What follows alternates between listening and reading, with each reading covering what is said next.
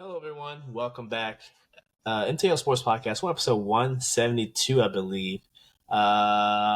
Summer is kind of, slowing down. The news cycle is not as strong as it was during the beginning of the summer. NBA is gone, NHL is gone. We're in the final couple weeks before NFL season kind of kicks off. I think training camp started in a couple weeks, so kind of a lull period. But we still got some news. We got a couple extensions that happened this week. We'll go over those. Maybe a little bit of NBA news. I know some Bradley Beal news just dropped earlier about midday today, so we'll go over that. And then we got UFC 318, the BMF. I guess the BMF card is this weekend, so we'll preview some of the fights on there. So, all that being said, guys, stay tuned.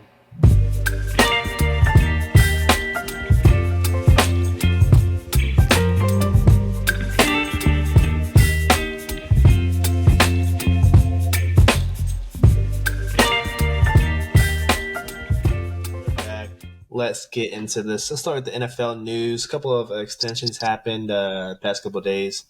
First up, we got one of the Chiefs linemen, Trey Smith, got his extension. I think he was franchise tagged, but they come to some type of agreement. I think 4 years, 4 years, $94 million. We know the Chiefs line is terrible, ever since they you can go back to letting OBJ go, Orlando Brown Jr. go. The line's kind of been on a decline, and now I think one lineman went to the Bears, and then another lineman went somewhere else too. So, this is probably the best lineman besides their center. So, Lawrence, any thoughts about the signing? I mean, they just need all the help they can get, honestly. Well, that's what happens when you become a Super Bowl team, and your smaller pieces become, I guess you would say, a little bit more expensive because they know now that they can say they've won a title. Everyone's going to poach everything off you. The Chiefs don't have to worry about all that because they had the luxury of having the refs, help them out every game. Regardless, you got a mobile quarterback that can move out of the pocket. You don't need the best of the best.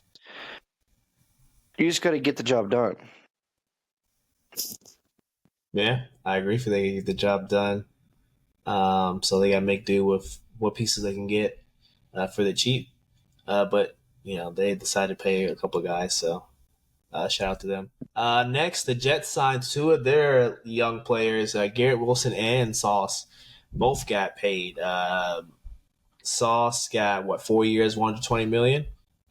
Big payday, $85 million guaranteed. That's crazy. I think that's kind of close to what you guys paid your corner, right, Lawrence?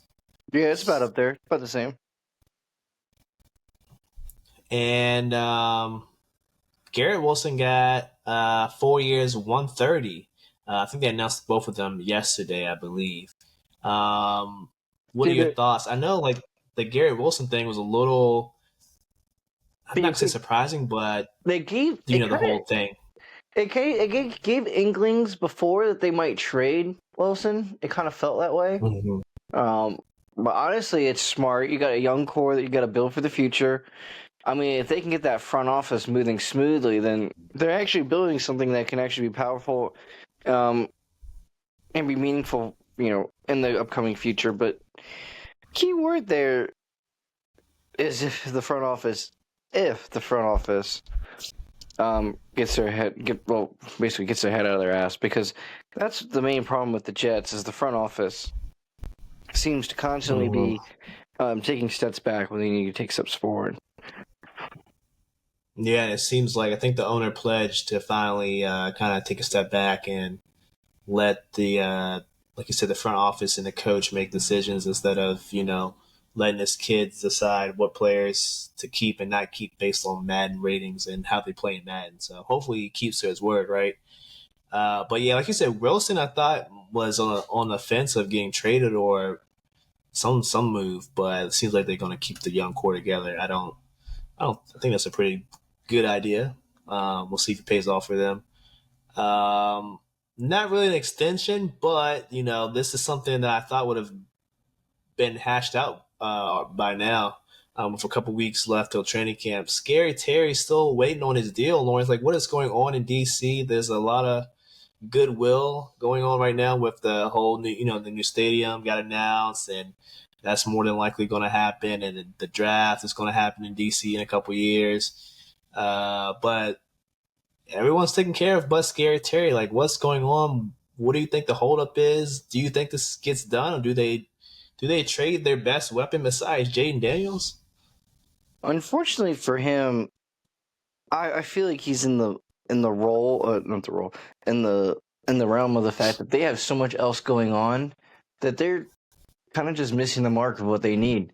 Their awesome Mhm. generational quarterback will digress greatly if he's missing.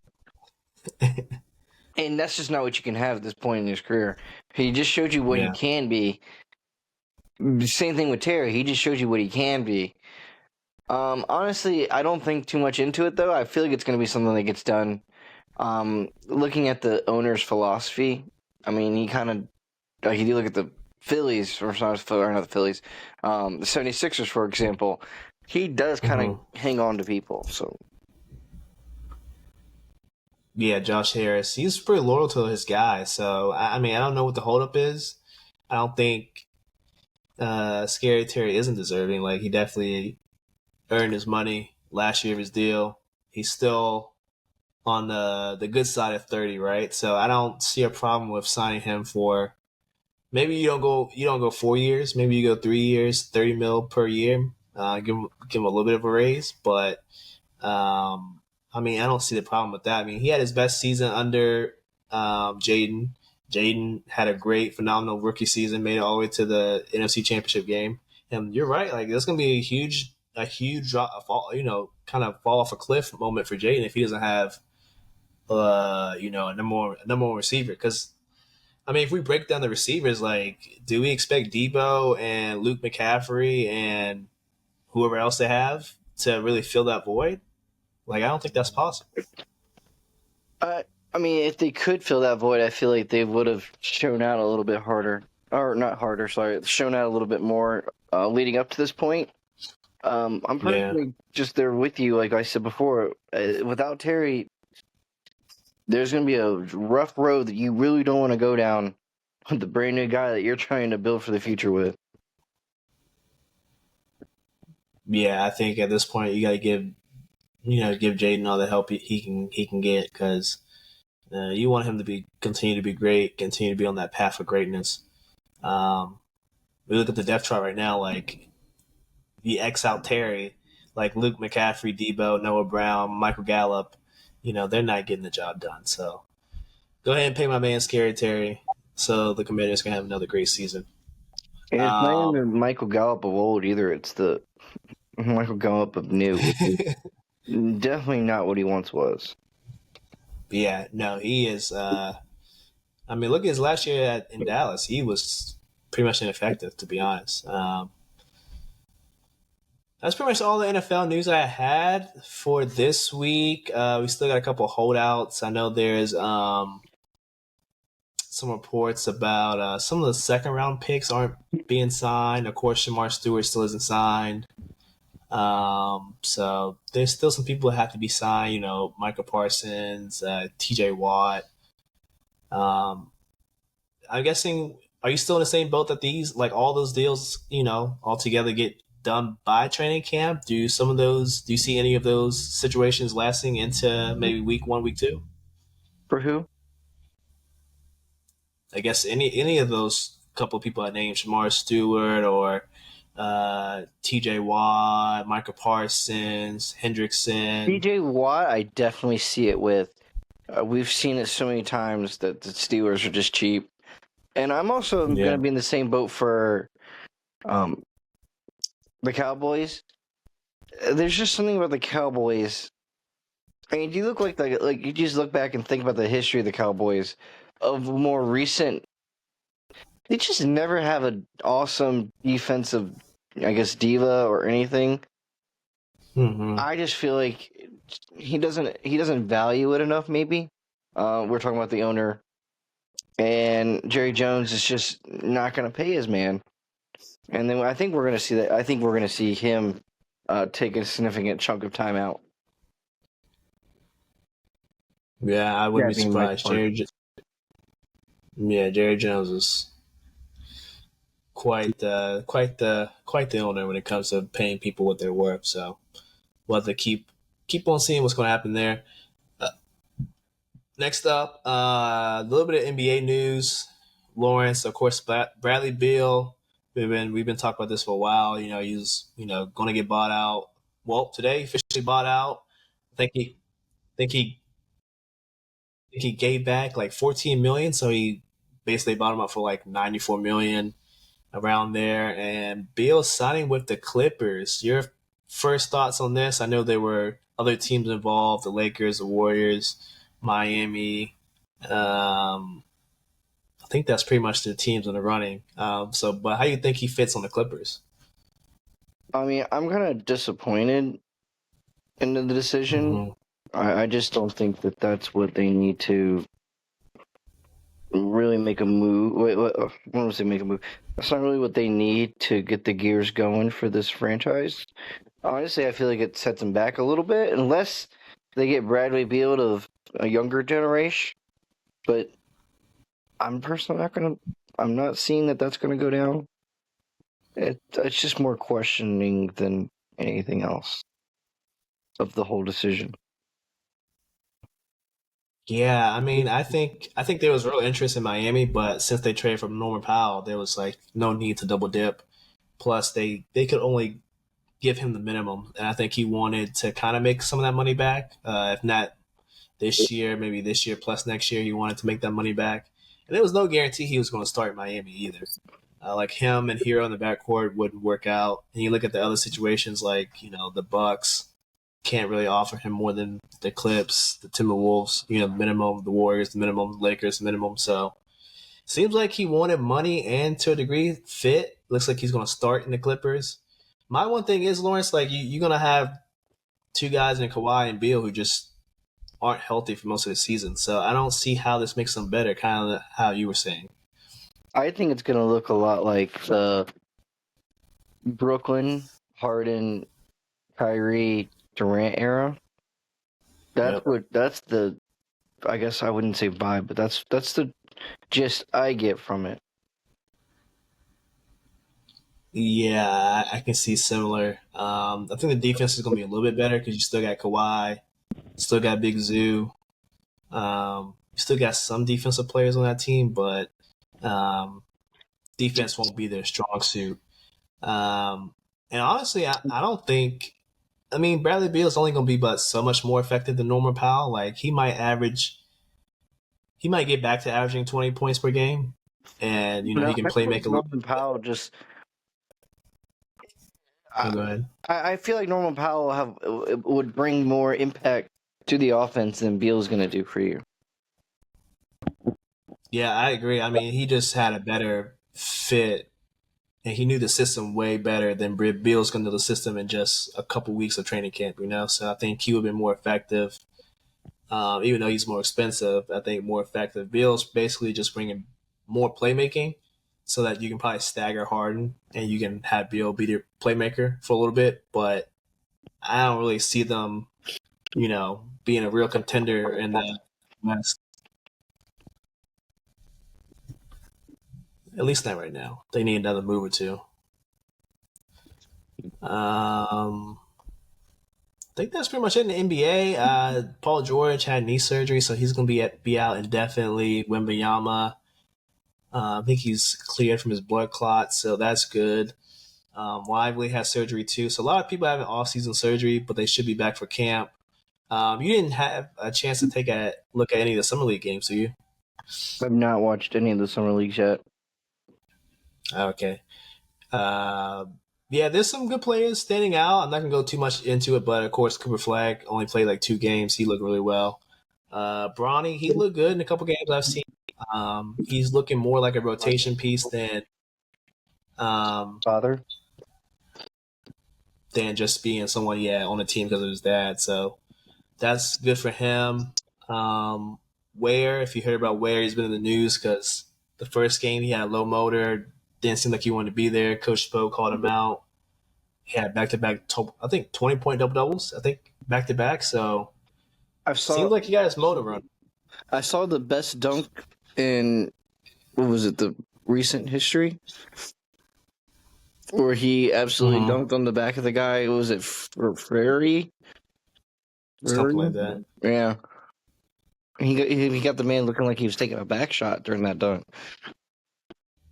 Yeah, where I mean, he needed to dominate his second summer league stint, and it took him getting called out to do that. So it's a little concerning, but he's still a young guy, still a young cat.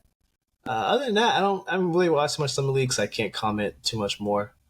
But what I can comment on is this fight this Saturday, UFC 318, the BMF title card, Holloway Poirier. I think this is the third time they fought each other. At least that's what the title is right here. Yeah. Lawrence, take it away. What are you looking forward to in this fight card?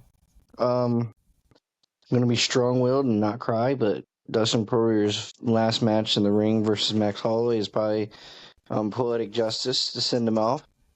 Um, Max Holloway's gonna get that dub. It's gonna be an amazing fight. Um, I'm excited for it. I'm as a bettor, it's kind of tough because I don't want to bet for Poirier because I want Max Holloway to win. Then I want to bet for Poirier, but I can't go against Max Holloway. Tough, tough, tough place to be. Tough place to be. Um, I mean, immediately following that, I mean, I immediately go back into being excited when I see the Daniel Rodriguez versus Kevin Holland, mainly because big Kevin Holland guy, big Kevin Holland fan over here. But honestly, it's more of a courteous to Rodriguez. He should have been able to get fights like these. He's been putting up good fights. I say he does match up well against Kevin Holland because they are just going to stand and duke it out. And honestly, it's probably going to end by decision. Uh, but honestly, if one of them gets a knockout, that's how the other way it's going to be. Unless Kevin Holland can get a weird submission that he normally doesn't do.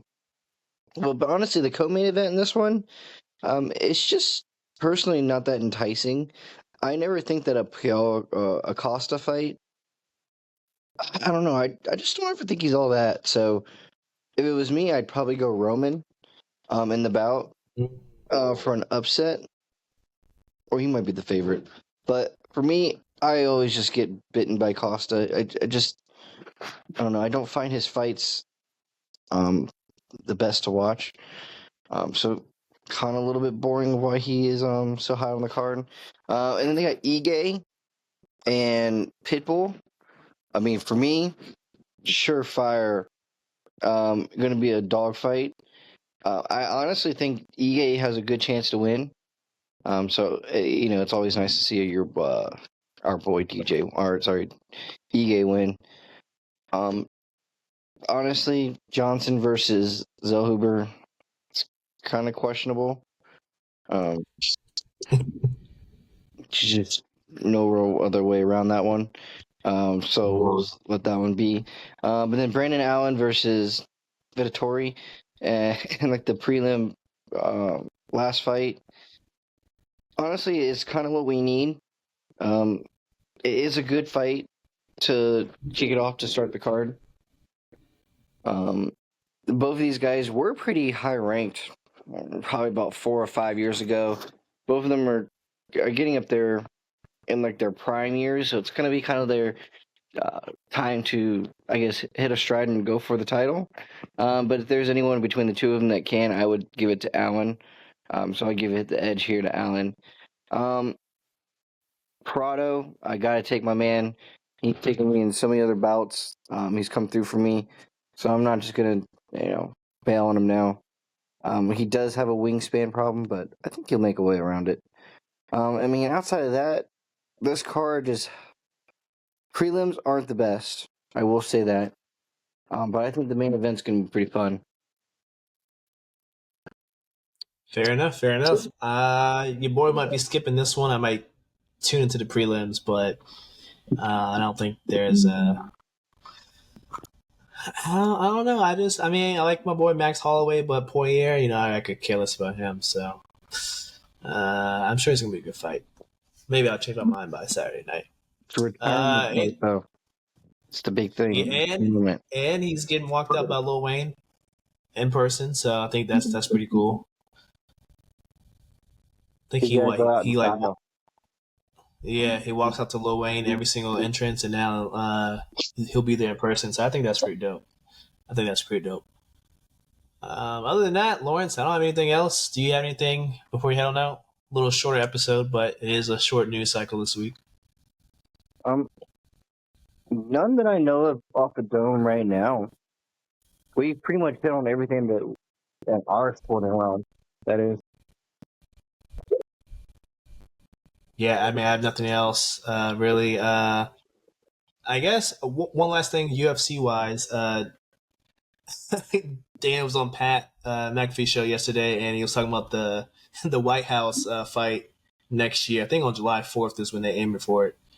Ever since he announced that fight, everyone started that were so and so retired suddenly started getting back into the testing pool, aka John Jones and Conor McGregor. Do we really think we'll see those two on that fight card Definitely, we're, coming a year from now? we're definitely not seeing McGregor. Um, I don't think he has what it takes anymore, especially some of the Okay. stuff that's come out. Him sending videos and pictures of himself. Um, Yeah. so he's probably not going to make it. But if John Jones does make it way back into that car to fight with the, I ain't going to be mad, but I'm going to be disappointed. I Yeah, just he's don't back in think. the testing pool. I think all it took was fighting at the White House, or at least a chance to. Yeah, I mean that shouldn't be Hopefully, that shouldn't be a lot for him to come back and try to fight in that because that's the only reason he's doing it is for that, and he didn't yeah. deserve to just duck Aspinall like that. No, you're right. You're 100% right. It's a shame that this is what it took for him to kind of unretire, and yeah, it's kind of dumb. But I guess we'll see a year from now if he really follows through. Other than that, not much else going on. Seth Rollins got hurt. I guess one last thing, WWE. Seth Rollins is pretty much out indefinitely.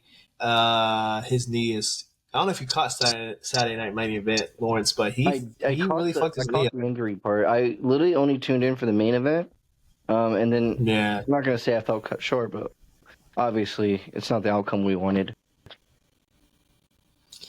yeah. So LA Knight won last minute change of that match. I only caught the end of that and the Goldberg match. The Goldberg match, you could easily tell Goldberg was just old and out of shape. Like, did I like it? No. Was it? It wasn't terrible, but I don't think you. If I was him, I wouldn't want to go out like that. And he kind of said that. I think a podcast came out today or yesterday saying that he doesn't like how he went out. But I mean, he has something to do in that. So I don't know if you had any thoughts. He could have been gone. I mean, we wouldn't have really noticed if he never came back. TBH. Yeah, I agree. He kind of did that to himself. But our OTC is back on. He came back Monday night in Birmingham, Alabama, of all places. I was thinking he was going to come back Saturday, but I actually thought he was going to come back weeks ago. But OTC is back. I think he's going to fill in. He was probably ahead of schedule because Roman just had his kid, so he was probably going to take a couple more weeks off. But I guess because of the Seth Rollins injury, he probably has to be like this other person that kind of has to keep pressure on this little Braun Breaker. Um, who's the other guy? That little clique that they got going on right now. I don't even know the Braun Breaker and the guy who does Paul Heyman. Paul Heyman and big body Brunson Reed. Yeah, the dude that deals with tsunami, the big fucking frog Oh splash thing. yeah. Yeah. So I guess that's why Roman came back a little unexpectedly and in Birmingham, Alabama, of all places. So shout out to Birmingham. You got to see the OTC. But other than that, I got nothing else. Let's get on out of here. MTL Sports episode 172. We will head on out and we will see you guys next week. Peace. Peace out.